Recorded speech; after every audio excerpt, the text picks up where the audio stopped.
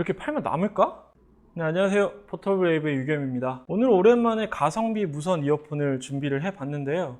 요즘 저희가 신상 제품들을 좀 많이 다뤘더니 주변 지인들이 좀 쓸만하고 저렴한 코드리스 제품이 없냐고 많이 문의가 들어왔었어요. 좀 고민 도중에 좀 저렴한데 쓸만한 제품이 저희한테 때마침 협찬이 들어왔습니다. 이전에도 리뷰한 적이 있는 뮤토리 시리즈 제품인데요. 최근에 새로 나온 뮤토리 R2 플러스라는 제품입니다. 이전에 리뷰했었던 이 R3도 저희가 좀 괜찮게 들었던 제품이었는데요.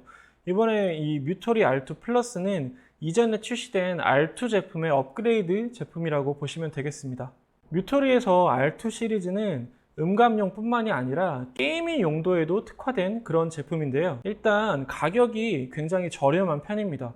R2와 R2 플러스 모두 59,800원이라는 소비자 가격을 가지고 있어요. 그런데 R2 플러스 같은 경우에는 이번에 뮤토리 스토어에서 출시 이벤트 가격으로 39,500원에 판매를 되고 있기 때문에 굉장히 저렴한 제품에 속하는 편입니다. 우리 또 이 가성비 하면 또 가성비 많이 한 스카페이스가 생각이 나는데 이 요새 계속 장마 때문에 일이 바빠가지고 같이 못하니까 너무 아쉽습니다. 이렇게 팔면 남을까? 크레들과 이어버드를 보시면 R2와 R2 플러스가 차이가 없습니다. 거의 없다고 보시면 되고요. 이 크레들 전면에 표기되는 요 차이하고요. 그 다음에 이어보드 테두리에 있는 이 메탈 도금으로 마감이 추가된 것 외에는 이 외형적으로 규격이나 생김새는 모두 똑같습니다. 사실상 두 제품은 금형이 똑같다고 보시면 될 것 같습니다. 아무래도 이 금형 제작을 새로 하다 보면은 그만큼 이 제작하는데 비용이 많이 늘어나니까요. 그 부분에서 원가 절감은 좀 할 수밖에 없었겠죠. 그리고 이 커널형 이어폰인데요. 이 이어 팁이 이전에 R2에 비해서 좀 바뀌었어요. R2 같은 경우에는 코드리스 전용으로 만든 것 같이 좀 더 얇고 그래서 깊게 끼울 수 있는 그런 식의 이어 팁이었는데요. 이게 사용자들이 좀 많이 착용하는데 불편하다거나 좀 이질감을 느낀다는 피드백을 받았다고 해요. 그래서 이번에는 일반 이어팁과 동일한 모양을 썼고요.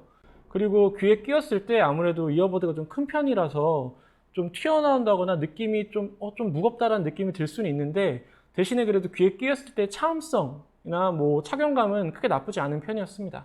이 크레들 같은 경우에는 뭐 사실상 그렇게 큰 사이즈는 아닌데요. 저희가 앞서 살펴봤던 제품들 사이즈가 좀 작다 보니까 상대적으로 좀 크게 느껴지기도 하고요. 이 두께가 좀 있어서 주머니에 넣으면 좀 튀어나오는 그런 불편함은 있더라고요. 뭐 그래도 이렇게 끈을 달아놔서 뭐 물건을 좀 잘 떨어뜨리는 사람이 있다면 손가락 등에 이렇게 걸고 다녀도 되고요. 뭐 나름 디자인이 나쁘지 않습니다. R2 플러스와 R2 모두 물리 버튼 조작 방식입니다. 터치 제품을 좀 많이 쓰다 보니까 살짝 좀 오랜만에 써서 그런지 불편함도 있긴 있었는데요.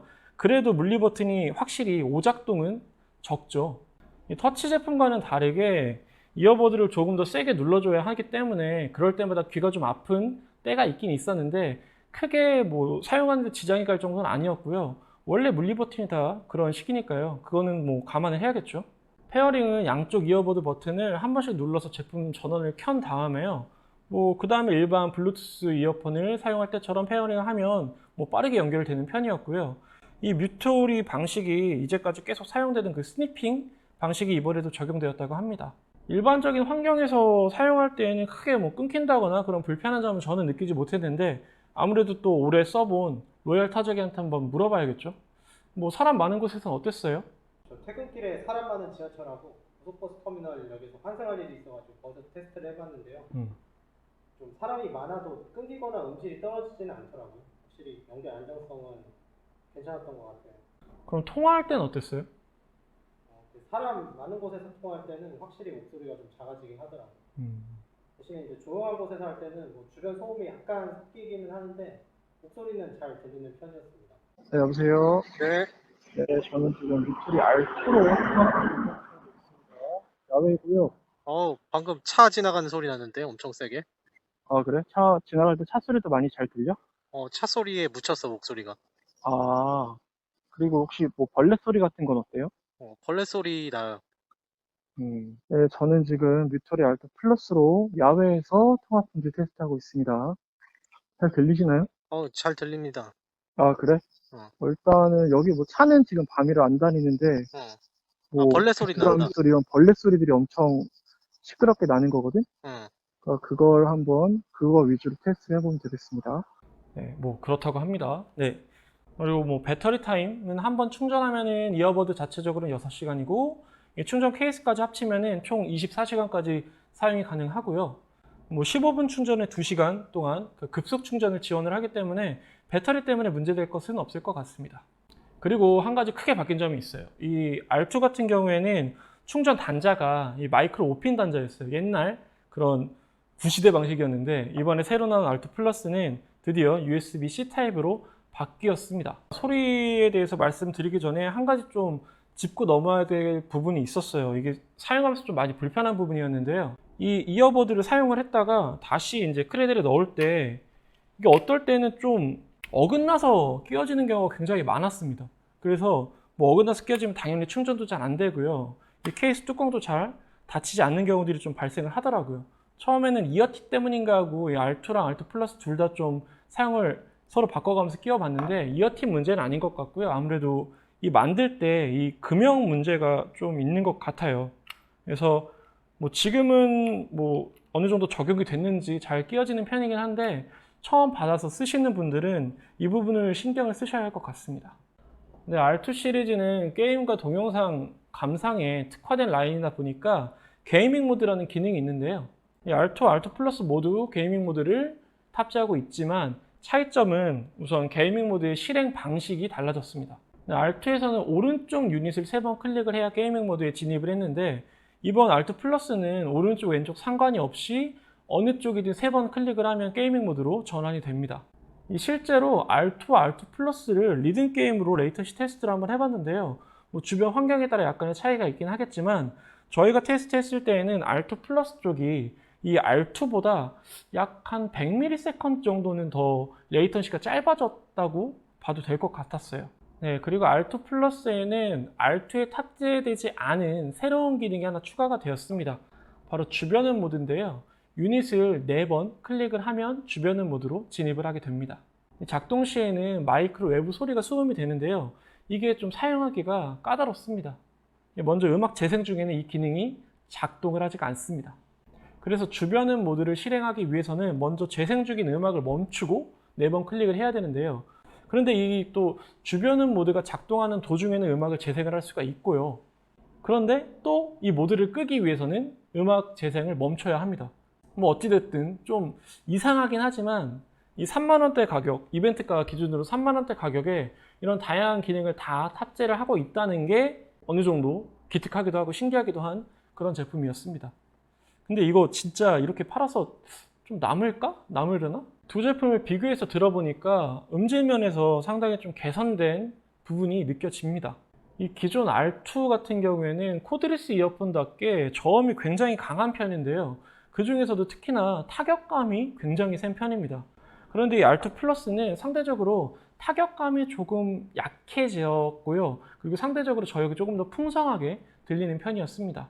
그래서 저역의 표현력만 놓고 본다면 두 제품이 상당히 차이를 보이는데요. 그런데 또 양감만 놓고 본다면 뭐 크게 달라진 것 같지는 않습니다. 둘 다 양감이 굉장히 많은 편에 속하는 제품이었어요. 제가 듣기에는 R2 같은 경우에는 이 타격감 때문에 좀 듣다 보면 어지러울 정도? 그런 좀 불편할 정도의 타격감을 가졌다고 말을 할 수가 있었어요. 근데 이 R2는 양감은 뭐 여전히 풍성한 편이지만 이 타격감이 상대적으로 약해져서 그런지 이 R2에서 들었었던 그런 문제는 많이 없어졌었고요.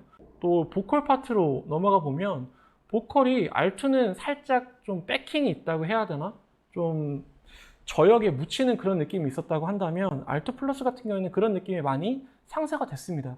저역 양감도 풍성하지만 보컬이나 중고역의 해상력이 R2보다 많이 개선된 그런 느낌을 받았습니다. 네, 이번에 R2 플러스로 미카 프리먼의 워크 더 라인이라는 노래를 들어봤어요. 이 미카 프리먼은 가수, 래퍼, 그다음 싱어송라이터, 프로듀서까지 다 겸할 수 있는 아주 다재다능한 아티스트인데요. 뭐 어릴 적부터 스티비 원더나 뭐 카니에 웨스트, 뭐 디안젤로 같은 그런 아티스트를 다 좋아했다고 합니다. 그래서 그런지 그래서 그런지 뭐 노래를 부를 때는 약간 스티비 원더 같은 그런 느낌도 나고요. 그러다가 랩을 할 때는 또 카니에 웨스트 같은 그런 느낌도 나고 좀 오묘한 그런 가수였습니다. 이 R2와 R2 플러스로 해당하는 곡을 들어보면 우선적으로 느껴지는 게 저역의 표현력이 확실히 달라요.